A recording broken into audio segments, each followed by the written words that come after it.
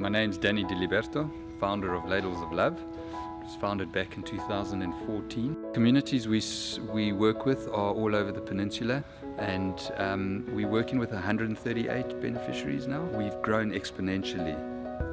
We've been able to do that because of all the kindness that we have experienced from individuals and corporates such as Interbet, who just want to be part of the change.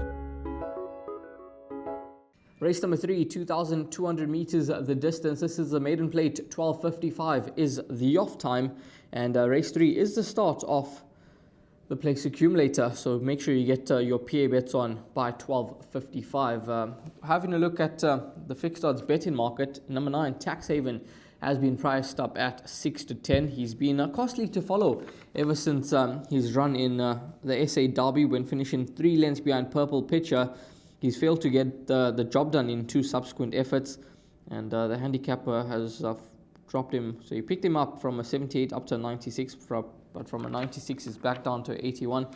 It makes there's no meaning in it here, and given that it's a straight maiden. But if it was a maiden handicap, there'd obviously be a difference. But these number 9 Tax Haven, I can't have confidence on him to get the job done. He's had 15 starts, but you have to. I mean, sometimes in racing, if you are looking for the gold, it's not there.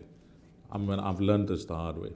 This is pretty straightforward. I mean, all you have to do is a process of elimination in this race. And if you do a process of elimination, you'll come up with one horse. The fact that the stable ran the horse in the Derby, which is a group race, as a maiden, what does that tell you? And he ran in that Derby. Look at the way he was drawn. He was drawn 10 out of 13. Look at where he finished. 5th. Look at where he was positioned throughout the race. Shows that he stays well. He ran 5th in a field of 13 runners. Yes, he hasn't managed to win then back in maiden company, which tells you that he's one that is not a reliable horse. But what I want to say is this. 3 runs as a 2-year-old didn't shape.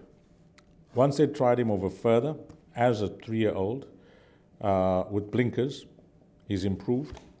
And whilst he doesn't represent some of the, greater or better form lines from the Highveld in the maiden company, I think those form lines are good enough for him to be competitive, because there's a lack of quality when it comes to the horses that he meets here. So bookmakers have priced him up in the red, and I personally think he'll be very hard to beat.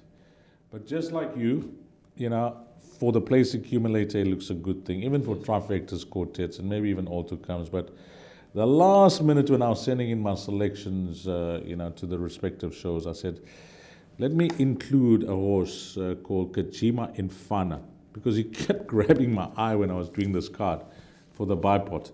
But I think number 9, the more I look at the race, I think number 9 Tax Haven, the fact that he stays, the fact that he's taking on a weak field, with all due respect to the opposition, all he needs to do is arrive, bring some of his better Gauteng form lines to the race, he wins.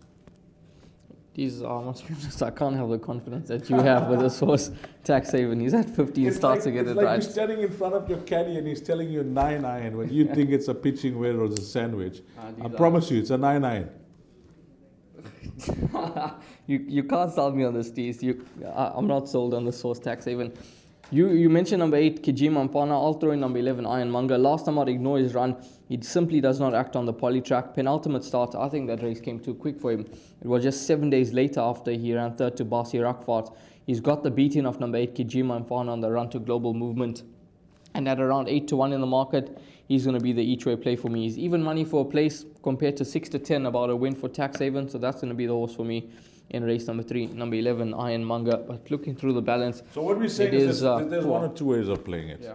You're looking for the result as you are. Yes. Last week you tried to go for the lottery. It didn't work. I mean, you're playing racehorses. Remember that. You can't win the lottery playing racehorses. There's the pools are not the same. I think I had the right idea, just did not include the right horse. Double Grand Slam and all that. If you're trying to beat those type of horses, then you're looking for the lottery. But in this race, you are looking for the lottery. And I'm telling you now that this race is pretty much straightforward. I actually feel a bit negative now that I've included one more horse in the bar pot, which is number 8. But what I'm suggesting is, the more I look at the race, now that I'm having a chat with Raheel, and the more I'm studying the opposition, the more I like number 9, Tax Haven. So I am all in, and Raheel is poles apart.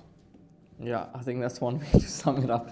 In terms of place accumulator, I agree with you. Number 9, Tax Haven, the right horse in the race, but I can't have confidence to bank him in any of the other bets. But that's race number 3 over the 2,000 meter trip. Get those PA bets on by 12:55. My name is Beston. I live in Cape Town. Also, I do delivery. Interbet helped me to realize my dreams. Now I have my own delivery vehicle, and I'm able to do the removal in and around Cape Town.